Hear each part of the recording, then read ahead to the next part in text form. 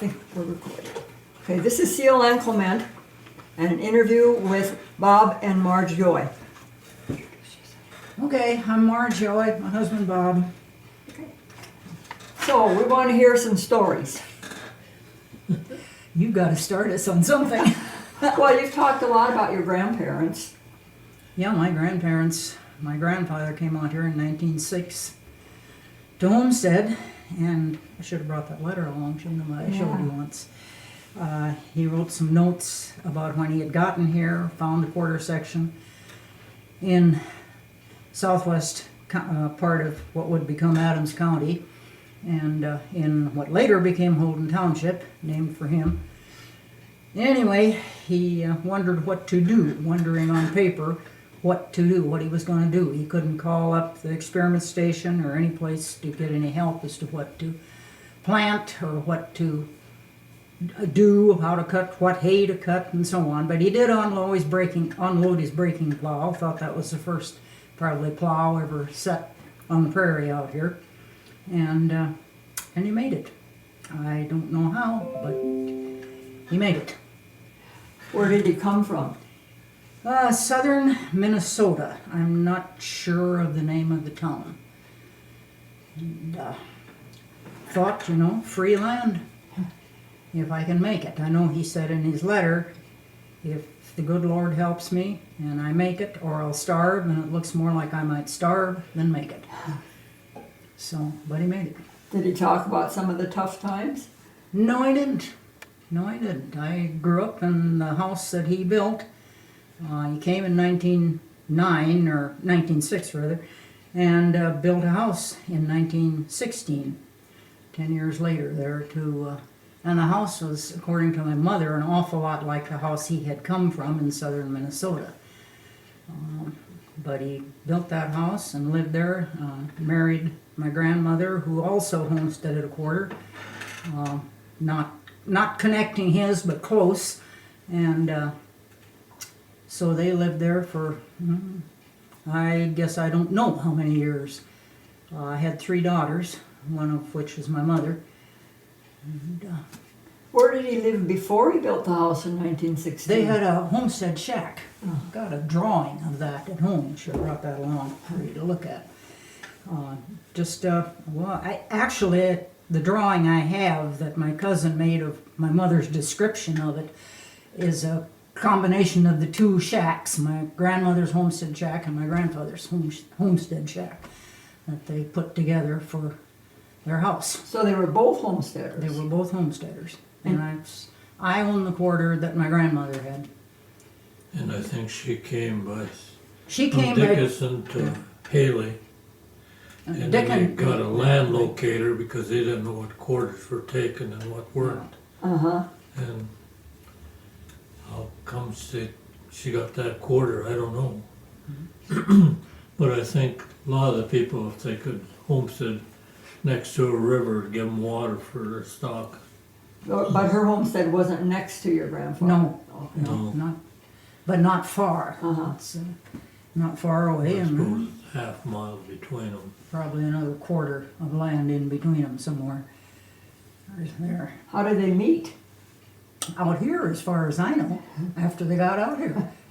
Yeah, I I don't think think they. them people went to dances and got together. There was no TV. No, I don't think there was anything but hard work. Well, I know my mom wrote some history about them too, and she has memories of them going to Bucyrus to get the mail. The mail, I suppose, was dropped off in various towns. And she said in that she wrote that history that they were allowed to drive one particular horse that wasn't too rambunctious, I suppose, that Grandpa thought Grandma could handle, and they'd go to Bucyrus and get the mail. How far was it to Bucyrus? Oh, what is it, about 9 miles, I guess. Yeah. So it was quite a little trip. Wow. And I don't know how often they went, maybe once a week, maybe not that often. Yeah. Because I don't know how often they got any mail out here. Yeah. Came on the train, of course. So, My grandparents didn't homestead. My grandmother came out here in 1910. Her husband was a section foreman on the railroad, and he couldn't give that up. I think they were from Minnesota, and he couldn't give that job up. But she came out here and brought my dad and his brother, and they'd come out, and she bought some land, and he, because my grandfather worked on the railroad, they had free passage, my dad. And they'd send them out here to farm, but they wouldn't get off Hettinger. They'd go to the coast and ram around. And told all kinds of stories about their jobs they had, and the good jobs that they quit. They didn't know what they were going to get paid till they quit. But I take my hat off to the homesteaders, because that wasn't easy. No. So did they farm it? They didn't have a farm? Yeah, my dad and his brother was supposed to do the farming, and they'd come out here in spring, and then they'd go back, and then they'd come out in the fall, and there was harvest. And where was that farm at? Our farm was north of Bucyrus, and Is that where you are now? mhm, Oh, okay. in Wolfview Township. And I don't know, I think they built the house in 1920. And the old house now is what we call a hunter house, because my folks were alive when we took over. And my mother wouldn't move to town. And I couldn't kick them out of their house. They probably wouldn't go, but we lived in a trailer house when we started out, and finally got a house, and the house was there, and some hunters from Denver stopped in and said, "Why don't you fix that old house up for hunters?" And we kind of started to, and then we weren't there, and these hunters, we knew they were coming, and drove in the yard, and I heard there was lights on the house, and they figured out how to turn the water on, turn the heat on, and it was about half set up for hunters. They were happy, and we still got some of the same hunters today. Wow. Got to be really good friends. Do you remember any old, when you hung out with grandparents, and do you remember any old time stories about particular tough times or memorable times? Well, I guess not really. Saturday night we always went to town. And Now, does that mean Bucyrus or that was Hettinger? Hettinger. Hettinger. And I remember we would go to Hettinger just to watch the Hiawatha train come in. That was big. Yeah, we did too. And maybe we'd see somebody that we knew that getting on or getting off, and it was a big deal for us. And as a little boy, I went with my dad, and we'd go down to Clement lumber yard. My dad was a baseball enthusiast, and my dad and Tom would talk a little baseball. Yeah. But we always went down there, and Tom was a big instrumental of getting Hettinger's baseball team. Would the store stay open late at night then, when everybody went to town on Saturday? Well, I I think think they did. 9 o'clock, and if we could get 35 cents out of our folks, we'd go to a movie. Because then we wouldn't be hanging around our folks, they could visit with the neighbors. But it was just something you did on Saturday night. No, they talk about the cowboy band playing then. Do you remember that? Not in the early time, but I Okay. suppose maybe it did. Okay. I don't know when they started.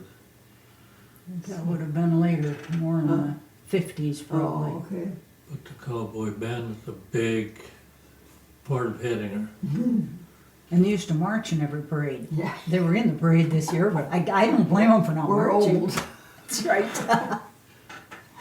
But no, I don't remember Mom and Dad talking much about the hard times either. I mean, I know they were hard, Mm-hmm.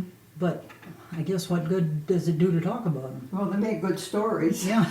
You said your grandpa, when somebody couldn't make it and went back to Minnesota or wherever they came from, they'd have a Have a- little party and pass the Pass the hat. hat for them for money, and And your one- dad, your grandpa said maybe they should pass the hat for the guys that are staying.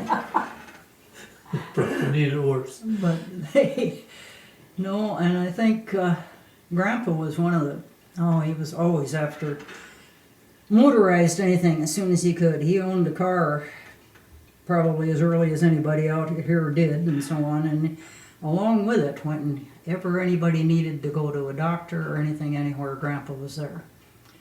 And that I remember Mom talking about how he'd always been so helpful to everybody that needed some kind of help. And it's just the kind of a person he was, I guess. I remember when I was maybe 4 or 5 years old, I used to get out of bed early in the morning. Grandpa and a friend of his that he had written back to Minnesota to ask them to send someone out to help him out here on the homestead. So they sent Albert Munson out here, who later became part of the family. He was just there all the time. He never married. He was there and a part of the family. But Albert and Grandpa would get up early in the morning and have a cup of coffee, like about 4 o'clock, 4:30 in the morning, and I'd toddle out of bed and go have a cup of coffee with them, although mine was looked kind of white to be coffee, but and listen to them talk about what they were going to do the rest of the day. And that was always kind of interesting. I remember the great big old straw stack that used to come from threshing. They had a, I don't know, chicken wire thing or whatever, built up to catch the straw, and it was a big straw house. Cattle could go Cattle inside. would go in. They had an opening to Nice. it that cattle would go into it, but also the chickens would. They'd find holes, if there were any holes in the netting somewhere, they'd find holes and go back in there and make nests and lay eggs. So part of my early jobs was try to find any eggs in that straw house. Now, was the threshing machine, was that a big one, and it would come from? Grandpa's threshing machine, in fact, he ran a threshing machine south. Oh golly, how far did he go down to the, I can't think of the name of the river down there. South Grand, probably, because the North Grand is up here, so it was probably down as far as the South Grand. Had a big Rumley oil pull to pull the threshing machine with, and his threshing rig pretty well took care of that southwest corner down in So there. that was his threshing machine, and all the neighbors Yep. that needed it. We know where it's sitting on Davidson's land down south. Yeah, yeah, the last one, I don't know, that's not the oldest machine he had, but, Do you remember them? oh threshing? yeah, I remember him threshing, yeah. Well, I can't say I remember Grandpa threshing, but I remember they used, that was Arnold Holden that got a threshing crew going here once 20, 30 years ago or better, when he had gotten some straw, gotten some shocks from somewhere or another, and had a threshing bee going there at the place. So it's quite an operation, I tell you. I remember when they pull the wagons with horses, and we wanted to always pitch bundles into the machine, and we was always pretty little to be doing that. Or folks didn't like us that close. But I remember when they used horses, and I remember they put all the horses in the barn at night. Oh, And, that meant a lot of cleaning, didn't it? and I also remember some of the last threshing, we used a tractor to pull the hay racks instead of horses. And I remember I got to drive a tractor, and it was a co-op, and they would go, they had a high gear of about 40 miles an hour. And I whipped around the corner, and some of the bundles fell off. They older guys give me a bad time. Made me pick them up. And that was some of the later threshing. So you had a lot of closer neighbors in those days, didn't Oh, yeah. you? Neighbors worked together, not as much in our area as your area. Yeah, I remember either Grandpa or Dad were there if somebody needed help. And they just went. Yeah. They weren't asked or anything. They just knew somebody needed help and went. Were there ever any problems with prairie fires? Not in the area we lived in. I don't ever They didn't remember talk, having any. well, they talked about not close, But not close. they were dreaded, and we found that out in the last years they've been around here or south. Mm-hmm. They were really dreaded. Well, they had, I don't know what they do today, it wouldn't be for the local fire departments. Yeah. I mean, it's just been a blessing. I remember Betty Swihovic, didn't she tell about, was telling me about a prairie fire here once, and she was so thankful that they were living in a sod house at that time. Wow. I don't know what year this was. The fire went over the sod house and Yeah. saved the people. Oh. I can't imagine such a Yeah. thing. What about, you always hear people talking about the 30s and the grasshoppers. Did they ever talk I about remember my mother talking about the whole north side of the house just being black with grasshoppers. And she would go on about that at different times when she thought the house needed painting. She would say it's getting to look as bad as it did back in the 30s when the grasshoppers were covering the house. They ate everything that was, they could eat. She said she remembers them collecting Russian thistles. That was about the only thing that was growing and so on. Cows would eat them. I mean, they were starving, I suppose, if they didn't. So. And they talked about the government come out and shot the cattle. They couldn't even keep one or two for meat. They just buried them. That We doesn't thought, make any what a- sense to me. No. Yeah. What a waste, but Yeah, my dad talked about that down along the railroad tracks Oh, okay. here in Hettinger. Yeah. Now, so did you go to country schools? I did. Went to country school in South Dakota, actually, for the first 5 years. Well, actually, the first year I was home, my mother and my aunt Ruth, who were both teachers, had been, taught me through the first grade. The country school I should have gone to was about 7 miles straight north of the place, over some roads that weren't really roads at that time. So they got permission from the state some way or another. Had to have permission, I guess, to send me into South Dakota. How far was it? It was about 2.5 miles down, just across the state line and quite close to the Floyd Howell place. What was the name of the school? I was going to say Grand River, but that's not right. I think it's in Horse Creek Township, so I wonder if it was a Horse Creek number or something or other. And when I started there as a second grader, there were probably about 6 of us. Couple, well, there would have been Jimmy and Ronnie Howiett, I think, and Avis and myself and a couple of kids from the Oster family that was down there. But a few years, well, we did, Ronnie was soon, and one of the Osters was soon off to high school, and Jimmy a couple of years later, and it just got down to Avis and myself, so then that was the end of it. So then where did you go? Bucyrus. Oh. Bus. School bus. The bus. Bucyrus, yeah. Well, before that, did your father take you to school every day? Yeah. I rode bike once in a while, and pony once in a while, and Dad took me on the tractor in the winter time. I can remember he had a cab on the old M tractor. It wasn't much of a cab compared to now, but anyway, it was out of the wind, and he'd get me to school on that M tractor with the cab on it. Anyway, got there. How about you, Bob? Did you go to country school? No, I went to Bucyrus How far long a trip was that? Well, it was 4 miles to Bucyrus. In the first 2 years, I had a bus. Somebody on Bucyrus had a pickup. They built a cab on it. And he said there was no heat in there. If it was real cold, we were supposed to sit up in the front with the driver, but we didn't want to sit up. We wanted to sit in the back with the big boys. And then later on, my dad and the neighbor, they would take turns driving a week at a time. We got to school. So you never walked or rode a pony? No, never did. And that was how long of a drive? Well, it was 4 miles. 4 miles, okay. And Was that big Bucyrus school that I remember? Okay. yep. Did they ever have dances in those schools or other kind of entertainment? I don't think the I Bucyrus don't ever had remember a any band that I Bucyrus. know of that could have been before me, but not. We used to put on a play once in a while, about every year. And they were always usually down in the old hall, weren't Yeah, they? the Bucyrus? Oddfellows had a hall, and that's where they Oddfellows. played basketball Uh-huh. and had some social Uh-huh.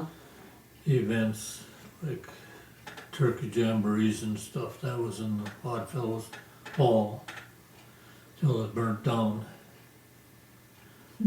And they was having a turkey jamboree that night, and some of the people came in and started the fire to heat the place up. And there was an old stove up in the stage, and I think they started that too, and that's probably what burnt the hall down. So people were there when it started a fire? Well, no, No. I think they went home, they built Oh. the fire and then they went home. In Oh, the afternoon, I 'Cause suppose, we or got something to get it a warmed phone up. call that the hall was on fire and we could see a glow in the south. But the roads it was a blizzard, nasty night. We never tried to go in. oh. So did you graduate from high school? There was a high school in Bucyrus too. Did you both graduate from high school? Yeah. You were in, what, 53 or 53? 53, And I graduated in 56, and that was the last class. Oh, last. Last high school class. Yeah, they Grade quit. school ran for a few years after that. how many were in your graduating class? 4. 4. Actually 5. We had one who was a transfer from Washington State, I think. I think he was living with his grandparents and must have got into trouble of some kind and wound up in Bucyrus to finish. I had 8 in my class.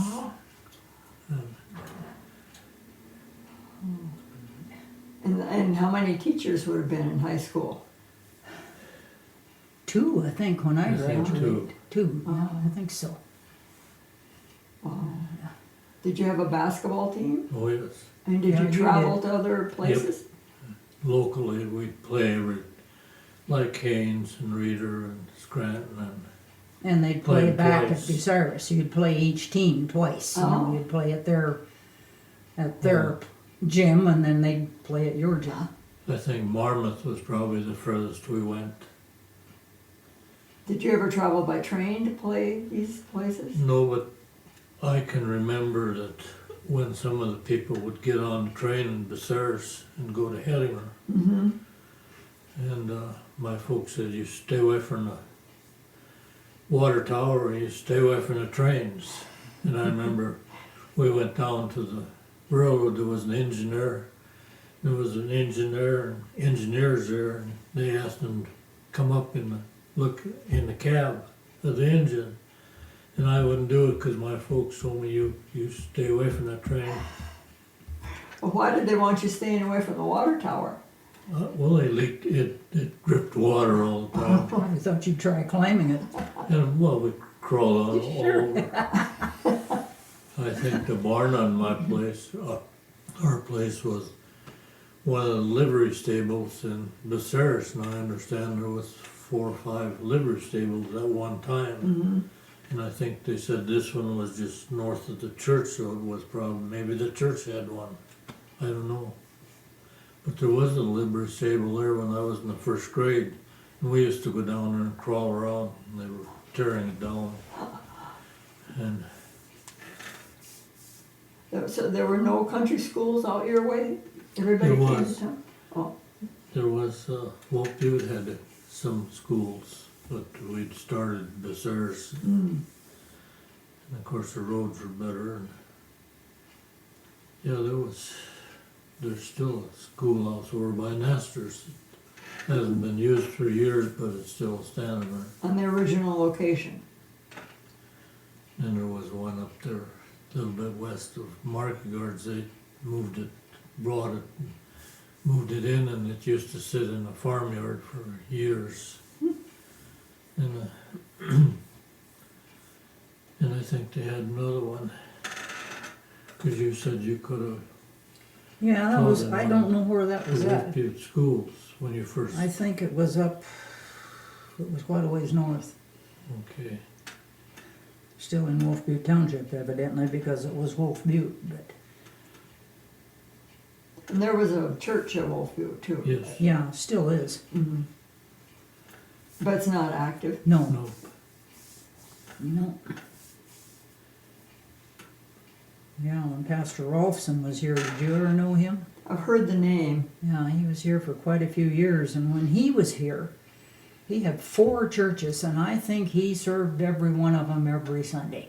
Where were they at? Well, he had Wolf Butte, Bucyrus, and North Grand, And Richland. and Richland. Mm. Mm. Now, the 3 weren't so, they were at least on the same road, I mean, no, practically there, but then clear over to Richland. and later North Grand had it every other Sunday. Yeah, and I think Richland might have gone to every other Sunday too, so he didn't have to go all 4 of them every Sunday. But, yeah, the good old days. So You- tell me some more about the horses that you drove, and what do you remember about the horses? I remember we had 3 horses, and I always wanted a saddle horse, and I don't know how many horses my dad bought in the sales ring in Hettinger, none of them were fit for kids. There were too much horse. Were they draft horses? Oh, well, they sold draft horses too, but there was saddle horses they'd sell, ponies and stuff. And Shetlands were always mean. You had your own Shetland pony. No, he was not a Shetland, he was a Welsh. Okay. Oh. Surprised the socks off me, I think, when Dad brought him home from the sales ring one day. Skip and I had a lot of fun. And then I graduated to the full-sized horse they had on the place, old Colonel. He was quite a horse. I don't know who had, well, yeah, he'd come from a ranch up around Bowman, and he had some cattle savvy. And I know, I can remember one time there, cattle were across the road from the place there, and Dad must have turned, no, the bull was not with them, the cattle were over there, and a bull was home.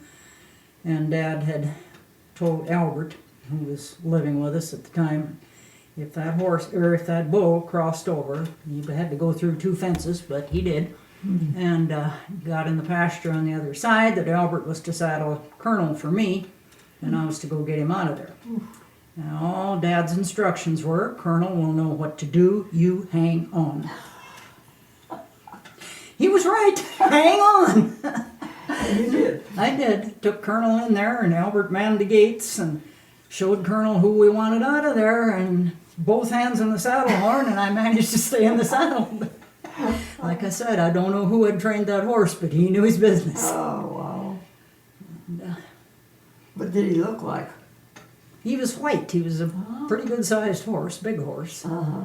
And he was white with a few gray speckles or something on him. But anyway, I thought I was quite a cowboy after that, I guess. You talked to your uncle Vernon Miller, southwest of Raymond. He said when he was a little boy, his dad sent him 12 miles down and to sort out about 3 horses out of a bunch all alone and bring them home. He said, I did it. 12 miles. And he had grandsons that That's were when I in- was visiting Vernon in the nursing home, and I got to talking with him and asked him what they were doing. And they're rodeoing my grandkids. You know, they're on rodeos all the time. He says, think they're cowboys. And that's when he told me about what he had done when he was a kid. Said kids couldn't do that He now. says they couldn't do that. Well, they wouldn't have a horse that was smart enough either, probably. But all of it was a lot of fun, and I think, I don't know, I miss I miss the neighborhood and stuff. I mean, not that we don't have a neighborhood, but people don't just drop in to see you anymore. Yeah. You know, they gotta call first and check things out.